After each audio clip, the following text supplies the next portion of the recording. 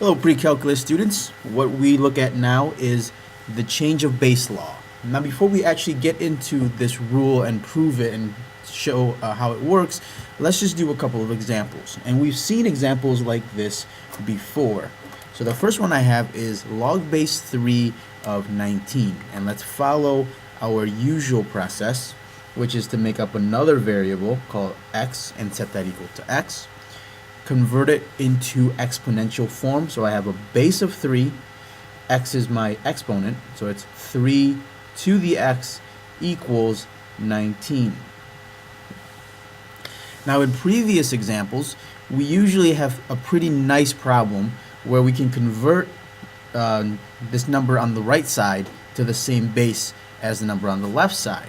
But you can see here that it's not going to be possible to do that because 19 is a prime number. So the only thing that goes into 19 is 19 and 1. Okay? So we have to employ and try another method or some other way of getting this number. And you also might be thinking, why not just type this into a calculator? But your calculator is limited because it doesn't have log base 3. It's only got 2 types of logs, natural log and common log. So if we're gonna use a calculator, we need to do some extra work first. So the trick or the idea that I'm going to employ here is to take the log of both sides. Okay. So I have 3 to the x equals 19. And what I'm going to do is take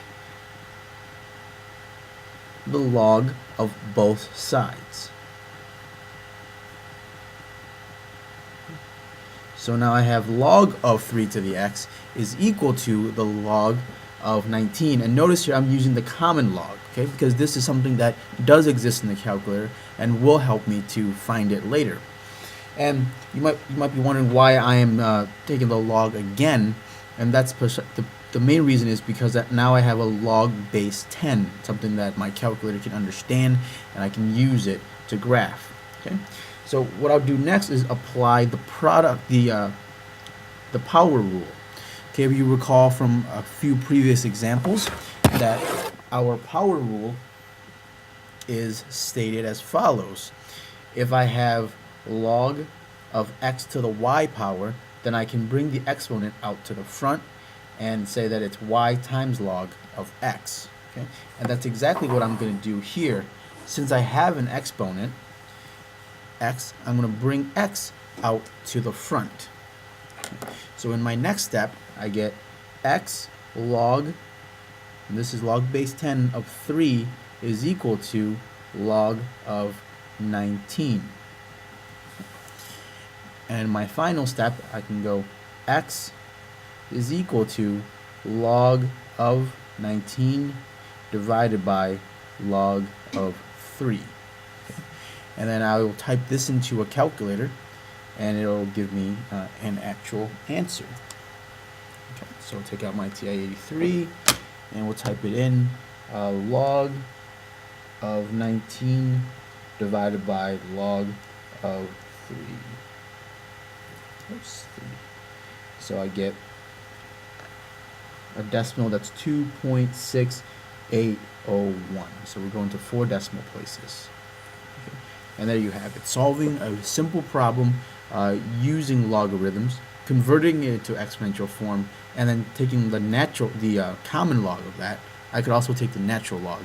As long as I do it on both sides, I'll produce the same results. Okay. Let's do one. So I have another example here, log base 5 of 22. Once again, I cannot type this into a calculator, so I need to do some work first. Set it equal to x, convert it to exponential form, so 5 to the x equals 22. Okay. Then take the common log, and actually let's go with the natural log this time. Since our last example uses the common log, we'll go with the natural log. Take the natural log of both sides. Apply the power rule and move the x to the front, or the exponent to the front. So now I have x times the natural log of 5 is equal to the natural log of 22. Divide both sides by natural log of 5. So I get x equals natural log of 22 over natural log of 5. And now I can type this into the calculator. So I get natural log of 22 divided by natural log of 5.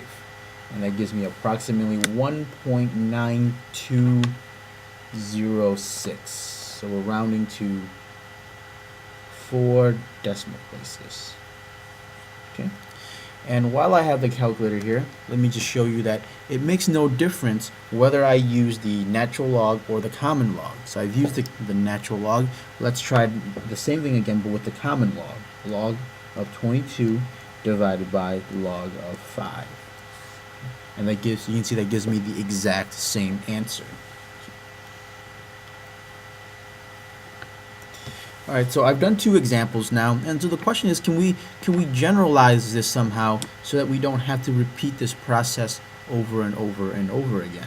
And let's look at that as we try to prove the rule for a change of base. Okay, so we've sort of done a little changing of bases in our previous 2 examples, and now I want to prove the general case for the change of base rule. And what I'm trying to prove here is the log base b of a is equal to log of a divided by log of b.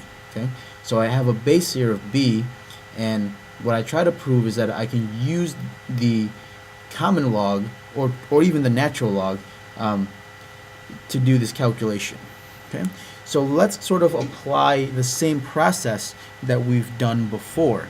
So I'm going to start out by saying log base b of a is equal to x, and x is some number. I don't know what x represents, except that it's the solution to this problem. Okay, then convert this to exponential form. So b is my base, so I know that b to the x is equal to a. And keep in mind, my goal here is to solve for x. If I can get the value for x, I can get the value for this expression. So the next step, we'll use the common log of both sides. Okay. So I have log of b to the x is equal to log of a.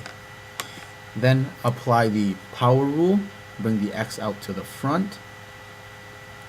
So I get x times log of b is equal to log of a. And in my final step, divide both sides by log of b. So x equals log of a divided by log of b. Okay. And there you have it. This expression right here is exactly what we aim to prove. X is equal to log base b of a, and we show that x is equal to log of a divided by log of b. So the main thing and the main usefulness of this type of result is that now I have, if I have a problem like this, log base 3 of 19, I can apply this rule right away and just say it's log of 19 divided by log of 3.